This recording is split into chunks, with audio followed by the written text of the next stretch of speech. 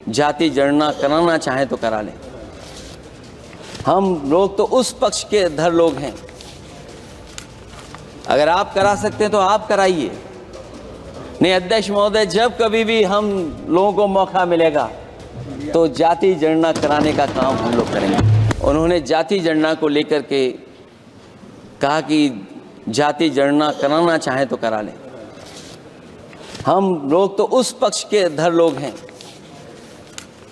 अगर आप करा सकते हैं तो आप कराइए। नहीं अध्यक्ष महोदय, जब कभी भी हम लोगों को मौका मिलेगा तो जाति जनगणना कराने का काम हम लोग करेंगे।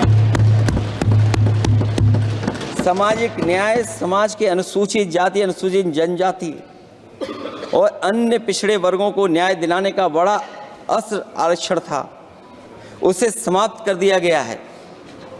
आउटसोर्सिंग और कॉन्ट्रैक्ट बेसिस पर थोड़ी बहुत नौकरियां जो दी जा रही हैं उनमें दलितों और पिछड़ों का कोई आरक्षण नहीं है।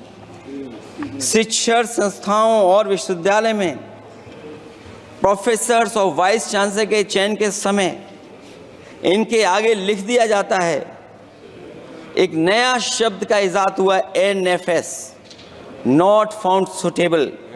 सरकारी उपक्रम भेज दिए, प्राइवेट उपक्रमों में कोई आरक्षण नहीं है।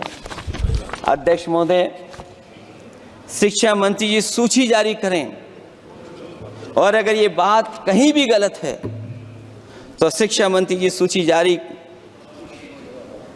कर दें।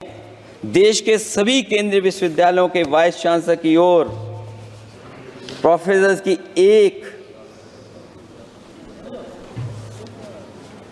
मैं तो कहूंगा अध्यक्ष महोदय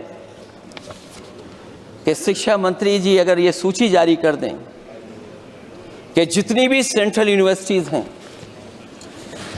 और उनके माध्यम से जितने भी प्रोफेसर्स का अपॉइंटमेंट हुआ है, सब बात साफ हो जाएगी।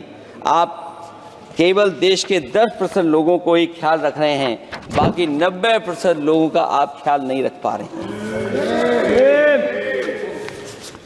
और जाति जनगणना कभी जाति में भेदभाव नहीं बढ़ाएगा अध्यक्ष महोदय। जाति जनगणना जातियों के बीच दूरियां कम करेगा और तमाम हमारे ऐसे समाज के लोग जिनको न्याय नहीं मिला, जिनको अधिकार नहीं मिला है, अध्यक्ष महोदय कम से कम जाति जनगणना के बाद उन्हें अधिकार और सम्मान दिलाने का काम भी हो सकेगा। इसलिए हम इसके पक्ष में हैं।